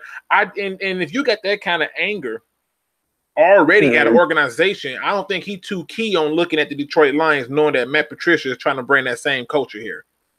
And then Risky bring up a very good option too in Cole Beasley. I mean, go look at Cole Beasley's numbers compared to Danny Amendola, and you still might be coming out cheaper taking the Cole Beasley, who thinks he's a rapper. Well, you know what? Yeah, that's true. That's true. You know what? And I'm just like, all right. I'm thinking of each and every one of them picks need to be to feel like a need. You know what I'm saying? And I know that the slot is a need, but I'm like, okay. Go get somebody that's decent in a slot. Now, I know, like I said, I'm getting a lot of slack. I don't care if it's him, Crowder, or just somebody that can put up some numbers and help our team out, okay? Right. So if you go ahead and steal that slot, use the draft picks on them young guys. You know what I'm saying? Get them 21-year-old, the future guys. Use him or anybody else for one of them Bolden type things, a 1-2 year deal. And by the time that contract runs out, the Lions hopefully will be in everybody's respectability bracket. You know what I'm saying? Conversation of taking serious. No, so that's all I was saying about DA. Do I think it's gonna happen? Probably not. But why would he come here with like you said, with the New England, the way he went out of New England? Because the man is looking for a job. And if you get cut from your team halfway, throughout your deal, and you put up almost 600 yards, I'm not sure, what kind of market you're gonna have. So it was just when I was just like, man, would he be a good fit? We'll see. So that was all that was, man. Again, my comments wasn't at you, but I get your point. And again, ladies and gentlemen, no, I know that. We talking to Derrick P. Fields from Derrick P. Fields YouTube. I'm gonna call you though, man. His YouTube is. I'm gonna call you. His YouTube is in my description. So click on that link. You can get to his channel and subscribe, as well as Noble Sports Entertainment. Talk every single day. Everything. Listen, my boy. Hey, man, that's terrible, it was man. a long day, but that's terrible. Now listen, yeah, I know. we got some stuff going on in the chat that I gotta address. Okay, I'm seeing a nice friendly debate between them talking about Rashawn Gary. Oh boy, this is a nice, interesting conversation. But you got anything else for us, man? Because I'm finna get into this conversation about Rashawn Gary, and it's because I really I know. I got one thing, man. How long you going, man? You know what? I'm gonna go for a few more minutes because I want to go ahead and create our draft big board. And once we create our draft big board, after free agency gets popping, I'm going to use said draft big board, and we're going to go through and do another mock draft post free agency. So I know there's going to be some people who are going to be looking at. I'm going to say, well, wait a minute, this your big board. I don't care what the other stuff show, but this the big board that y'all got.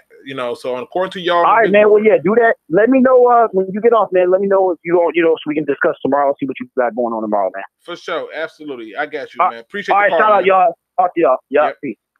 All right, ladies and gentlemen, Derrick P. Fields has left the building. The phone lines are open. 248-294-0610. That's 248-294-0610. So, ladies and gentlemen, there's a very interesting conversation going on in the chat about Rashawn Gary. And what is coming up about Rashawn Gary is if he's a good player or not. So I'm going to address that. Now, we got a phone call. Welcome to Luke G's Field Review. What up, though? What's up, man? It's Beast Mode again. Beast Mode, what's going on, man? I just wanted to talk about Rashawn Gary. No, listen, I'm finna jump on this Rashawn Gary. anybody, and I'm being honest when I say this, if you were a fan of Rashawn Gary, I think that is beautiful. I think that's wonderful. Just please direct me to the game that you want me to watch that tells me Rashawn Gary is legit. Because when I watch him, he disappears in games. He does not jump off the screen. Okay. He does not use any real pass rush moves. And a lot of time I see him getting washed out. Excuse me. So I'm just curious. If you feel free, let me know. And I'll go and look at the film again. But living here in Michigan, I have watched a whole lot of Rashawn Gary. And I do not understand why he's getting this type of love and hype. I really don't. I know the measurables are there. I know it looks like he should be good. But when it's all said and done, please direct me to the game that you think he was beast mode in, because I have yet to see that game. What you got for me, Beast? Yeah, I agree with you like 100% on that. I think he's just kind of a workout warrior. Like, he does super well without the pads on, but when he puts them on, he kind of just disappears, kind of. Like, he isn't that good. I don't know what people are talking about. Now, Bobby Boucher out here. Oh, he's that. Bobby Boucher out here out cold with it. Did he just say Rashawn Gary looked like T Grizzly? They praying for his downfall, I guess. I don't know, man. You out cold for that. But no, I mean, let's be honest, man. Rashawn Gary, in my opinion, if I saw more of the pass rush, if he wasn't so raw, I can understand it. But when you stack him up to, say, a Colleen Farrell, or you stack him up to, say, even Montez Sweat at least shows speed to get around the edge. What does Rashawn Gary show? Do he show strength? What game did he beast mode in? Go and look at their game against Michigan State and let's talk about it. Seriously. I want to know who's the guy on Michigan State that can shut down Rashawn Gary. He's so athletic. I just want to know this. Now, Jimmy says Gary would have to get picked up in the second round and move to the inside, in my opinion. That's the only way I can see him having an effect, because he sure don't use no power moves. His spin move is not effective. I'm just trying to figure out where's this love at. You know what I mean? Now, I'm probably saying this wrong, but Raymond, the New Age, says he disappears. He absolutely. It's I'd rather have Winovich over Gary. I would too. I want somebody to. I dare somebody to go in my chat section and tell me that Winovich don't jump out more than Rashawn Gary. Seriously, like I almost forgot Rashawn Gary was on the team with Winovich, because he just disappears in games. But that's just me. I mean, but I'll let Beast Mode tell you, because he agreed. Go ahead, Beast Mode. Talk to him. This is your show now, because I think I'm going crazy with this Rashawn Gary thing. I can't see why this is a logical move to have. Yeah, I don't know, man. I mean, I live in Michigan too. I'm a Michigan fan, but I just don't see it with Rashawn Gary. He doesn't have the moves or anything that would be able to get there at the next level, unless you move him to the inside. And I mean, he's not really worth a top 10 pick to me. Now, Jay So says, look at Hen, he disappears. Here's the thing about Hen. Hen does not disappear because he's a rotational guy. And when he's in, he's effective. I wouldn't say he necessarily disappears. He doesn't get as many snaps as one would like. But to say he disappeared is kind of unfair, because he's a rotational guy. And then Hamden makes a good point. Gary would be great rotational player, but I don't see him being a great game changer. No, let alone for the 8th pick. That seemed a little rough. Now, Antoine says, I'll take Winovich. He's all acceleration. I mean, is it just me though, people? Like, I'm not trying to knock the man. I'm not saying that he can't get better. It's just that when I watch him, I didn't see anything, even when he was supposed to be healthy. I didn't see anything that would warrant him being picked up as the 8th overall pick. I wouldn't care if we traded down to 27. I mean, he is more of a late second to third round pick, in my opinion. And that's if you believe you can make him into something. But what is his signature game? That's my question. What is his signature game? You know, Bruce Holmes says, great season. Jay Show says, he did in college, was my point. Yeah, but that's what I'm saying. In college, in college, man, I still don't see it when it comes to Rashawn Gary, Jay. I just don't see it. I may be crazy. You know, I just don't see it. Now, General G. Berry says Winovich want all that smoke. And he physical, too. I mean, that's what I'm saying. Oh, he's saying Hand did in college. Oh, I'm sorry. He's saying that Hand disappeared in college. Now, let me be fair. He did disappear at times in college. However, did you see who was on that D-line with him? I mean, it's not hard to be forgotten or disappeared at that point. But go ahead, Beast Mode, man. I'm gonna let you talk. It's your show, man. I don't know why I keep doing this. I'm sorry, man. My apologies. Nah, you good, bro. I just don't understand this need for Rashawn Gary. I just don't see it. You know. Yeah, I don't really either. You know. To be honest, I'd rather have Winovich or what's his name? Hold on. I know he isn't in this draft class, but Josh Uche. I mean, again, there's still better options than Rashawn Gary. And Tim Thiessen says Winovich. He says Chase disappeared too. I get that. I do get that. But I can go and look at some signature games for Chase Winovich. I can't pick no signature games for Rashawn Gary. I can't. Now, yeah. Also, oh, you know what? Let me give Mike this. Yeah. Mike, you got a good point. He said, "I see him as a poor man, T.J. Hawk." Yep. Perfect analogy, man. Perfect analogy. I can see that. Number one threat have a hard time breaking pass scheme as well. Again, I get it. I'm not nothing you guys are saying are wrong, but again. I'll let Beast Smoker. This is his show because he called in just because the word Rashawn Gary came up. Go ahead, man. My bad, man. Yeah. Also, Gary kind of reminds me a little bit of Ansa as well with all the injuries that he had because he had injuries in high school as well. He's raw. He's raw. He's very raw. So again, I totally get it. And Jay Schultz is saying he's not saying that he's his number one pick. I do understand that, Jay, but I don't even. Listen. I put it this way. I don't want no parts of Rashawn Gary on this team. I just keep him away from us. I don't. I'm not huge. And then, Tim T says I'm not huge on Gary, but my gut says he'll develop into more well-rounded. You know what? Only if they move inside. I mean, who is he going to develop? That's the question. So I do believe that going to the right system will make it work. Jimmy says I'm not going to lie. I don't want Oliver either, bro. I'm gonna tell y'all something. I don't think Ed Oliver is going to get picked because he tried to jump on his head coach on the sideline. And according to our general manager, he wants quote unquote in quotation marks good people. Now it is getting a little bit later. Beast Mode. What I want to do is I want to go ahead and create our big board so we can have our mock draft. And I'm going to go by the comments in the comment section. And if you guys put a name in there, I'm throwing them on the big board. We got to put 50 people on this big board. So we can kind of figure out at least our first 2 rounds, okay?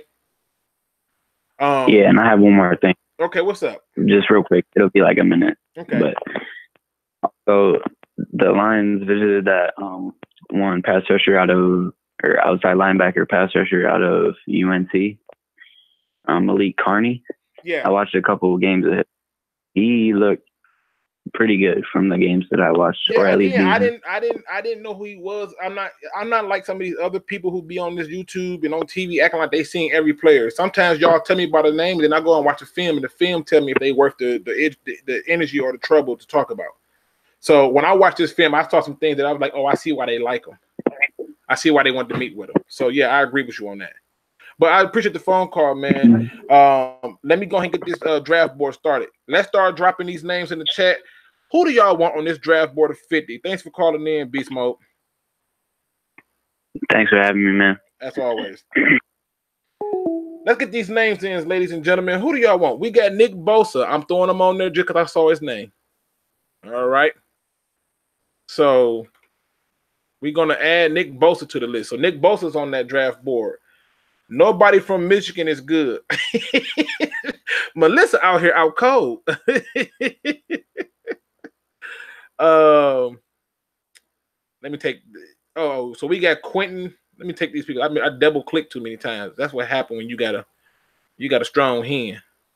I'll let y'all tell me. We got Nick Bosa so far. Josh Allen. I'll put Josh Allen back on there.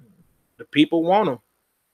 All right, Josh Allen is on there. Who else y'all going? This is the big board we're going to use to create our mock draft. We got Brian Burns. Let's see. We're going to throw Brian Burns on there. Who else y'all got? We got Marnie Oware. Omani Oware. Let me find Mr. Omani Oware. Right there. All right. I see we got Greedy Williams. Now, who's this? Lagoo got banned. I'm probably pronouncing your name wrong. But welcome to the show, man. So he wants Greedy Williams put on the list. Lagoo better go check out my Greedy Williams video. But since we're just creating a draft board here, let's see what we got going on.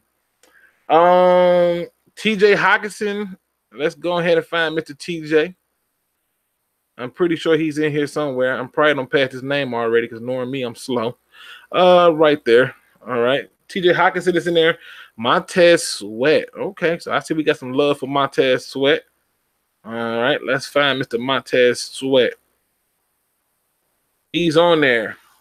We got DeAndre Baker. That's a definite good one because I like DeAndre Baker. He's on there. We got Lindstrom. Lindstrom. I think it's 4 Lindstroms in this draft, so I might be confused about which one you're referring to. Can you be a little bit more specific? Oh, Chris Lindstrom. Okay. Because I think it's 4 of them in here. So, where is he at? You know what? It's more than one way to skin a cat. Let's put Mr. Chris Lindstrom in there. All right, so he's in there. Who else y'all got for me? We got Nasser Adderley. Oh man, boy, y'all make it. Listen, y'all showing them a lot of defensive players, huh? Okay, I ain't mad at you. Did I spell his name wrong? Maybe I'm tripping. Oh, I left the I out. Duh. All right, Nasser Adderley is in there. We got Mr. White. So we're gonna add White to the picture. Let me see. We got White, Zach Allen, Khalil Hodge. Hey, Kyle Kantner. You must have seen that Khalil Hodge video. That man for real. That man is for real. So Devin White has been added. Let's go ahead and find Zach Allen. Add him in there. Now I want y'all to be mindful that y'all dropping these names in here, and when the draft comes, y'all gonna be wanting to pick some different people. So keep in mind. And this might change y'all process on this. So Zach Allen has been added. Hodge, let me see. Khalil Hodge has been added. Rudy Rutherford. Okay, man, y'all. I see y'all out here thinking, and this helps me also understand who y'all are looking at. In terms of this draft. Now, why is he not coming up? I'm not getting the. Let me see if I can back this up and see if I can find it. Nope, I'm not finding Rudy, so I don't know if that's real or not. Oh, yeah, Taylor Rapp got to be in there, most definitely. Why did I just spell that man's name wrong? Long day, very long day. Taylor Rapp is added. We got Hakeem Butler. Yes, absolutely. We definitely need Hakeem Butler. Let's see.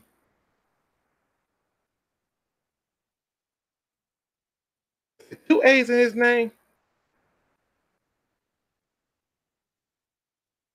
Oh, it's 2 E's. Okay. All right. So that'll explain it. Hakeem is added. We got. He said Rudy from a movie. I thought that name sounded familiar, but you real funny for that one. I give you that one. You got jokes. You got good jokes. I ain't mad at you. Debo Samuel. Okay. Debo Samuel. So we getting some offensive players. Bradbury, Andy Isabella. I do like Andy Isabella. Who's Brad? Let me see. All right, Andy Isabella's there. So let me stop really quick. Let me just see how far we at. We are at 17. Let's try to get at least 25 in. All right, we got Miko Hartman. All right, wide receiver from Georgia. All right, we got Sweat, Khalil Hodge, Clifton Duck. Okay, Duck is the name we have not seen. So Clifton Duck is added. Um, Christian Wilkes. I think Wilkes will be gone, but hey, who knows? Who knows? Who knows? He may not. Christian Wilkes is added, people. Devin Bush. Boy, y'all. I don't listen. I'm gonna tell y'all the truth. I would be surprised they took Devin Bush because he's shorter. I would be very surprised that they took him. But again, if you ask for him, I'm gonna give you what you're asking for. Devin Bush is added. Who else y'all got for me? Michael Dieter. I'm probably pronouncing that. No, that sounds like it's right. Dieter, right? Michael Dieter. There's probably about 100 Michaels that are gonna pop up in here. Okay. Got Michael Dieter in. I gotta add in Michael Jackson for myself because I kind of like that cornerback. Any O-line forms? Let's see. Michael Dieter. Keelan Doss. Let's see. All right, Doss is in. Let's see what we got. James Williams. You know what? James Williams is one of those guys I don't think get enough conversation. So, good call there, Mike. I like James, but James got some things that I think he need to work on. But again, it's all good. Who else we got going on? Dalton Reiser. I hope y'all okay with this big board because when we do that mock draft, I want y'all to remember this was what y'all asked for. I spelled that man's name wrong. Let me just do the last name. It was Reiser, I think it was. Oh, was it a Z?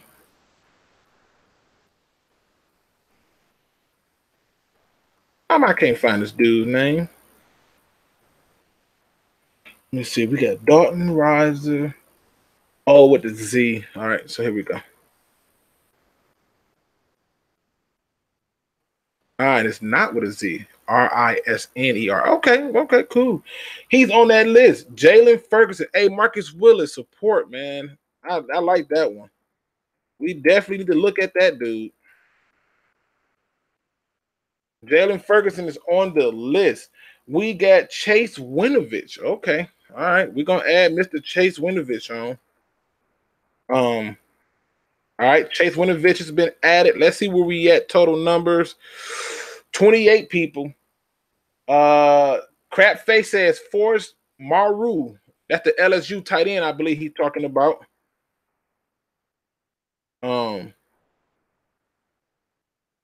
Yep, I was right about that. Okay. Devin Bush has been added, Eric Whittaker. Or Whitaker. I'm sorry, Whitaker. Eric Whitaker. I gotta get that right. Cody Ford. Okay, I see you, Cody Ford. Let's see. We added Cody Ford to this list. Beast Mode says Terrell Hanks. Absolutely. FYI, Terrell Hanks. I just read. I read today that Terrell Hanks is visiting with the Minnesota Vikings, the Chicago Bears, and the Green Bay Packers. FYI, ladies and gentlemen. He's one of those guys who's gonna be a sleeper. Justice Hakeem Butler has already been added.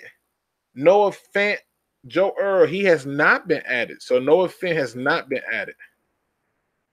We'll add him to the list too. All right.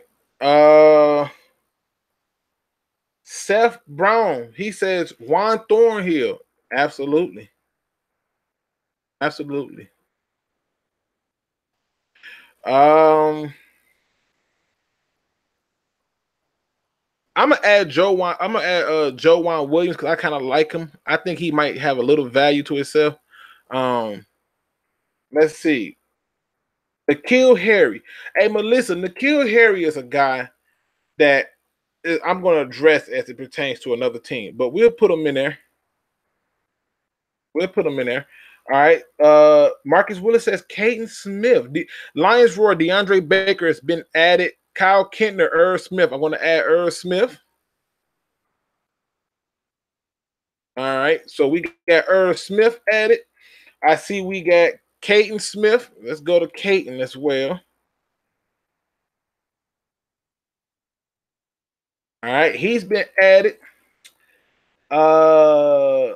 Brandon Anderson says Hanks ran a 4.99 at combine. Might wait on him. Don't let that 4.99 fool you, Brandon. I can assure you that his game speed looked totally different. Bogue Spray says Art Anderson. Oklahoma running back.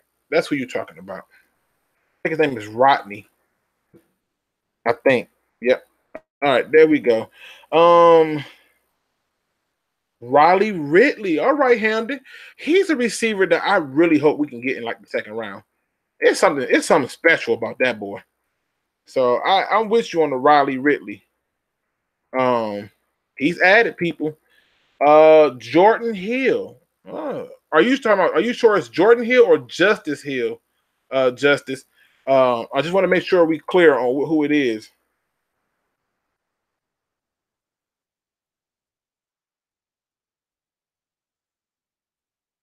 Yeah, we don't have it. So you're talking about the running back Justice Hill from Oklahoma State. It's got to be Justice, I think you're trying to refer to.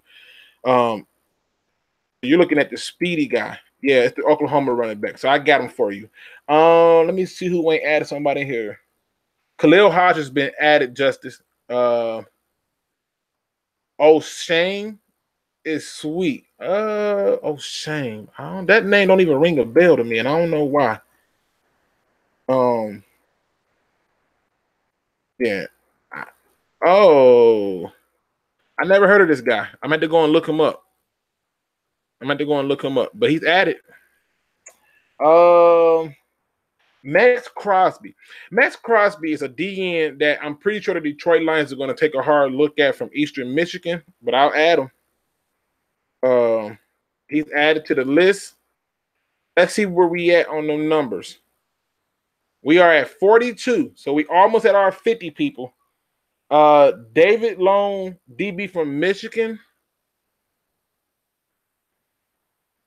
Let me see. Let's see what we got going on here. David Long has been added. Okay. Andrew Litter. Okay, let me take a look at Andrew Litter. We're going to add him to this list too. And tomorrow, be on the lookout. We may be going live. I don't have an Andrew Litter. Let me try to see if I can change the name spelling. I'm not finding that player. Why not? Maybe you're trying to get yourself in this draft. I ain't mad at you.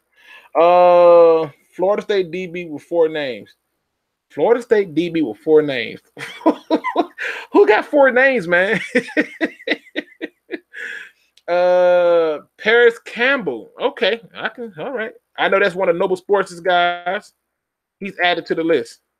David Montgomery. Seth, I got you. I like that running back. Little shifty thing. David Montgomery is added to the list. All right, people. All right. We got 4 more. Let me see. What's that? 5 more spots. Rainford. Let me see. And people, what I'm going to do is when I get done, I'll add this same program that I'm using. So y'all can play around, create your own mock draft, create your own big board, and then come and tell me who stood out to y'all and how y'all would do it. Okay, so all right, he's added. Isaiah Buggs. I'm pretty sure he might make it to our team. I got a strong feeling that Mr. Buggs is going to make it to our team. The Detroit Lions love some Michigan people. All right, we got 3 spots, people. So I'm looking for names. I have not heard. Greg Jennings out of West Virginia. Amani Hooker. Zach Ellen has been added, Jimmy. Trayvon Mullins. I have not heard that name yet. We'll add him. All right, he's added. Amani Hooker. I think I've seen that one. Fan Speaks. No, the website is not Fan Speaks. That's the Fan Speaks is what I use to create the mock draft. But this website that I'm using now is called the Draft Network. And I'll link that. Noah Fent has been added. Lago got banned. Farrell. No, we have not added Farrell. So we'll add Colin Farrell.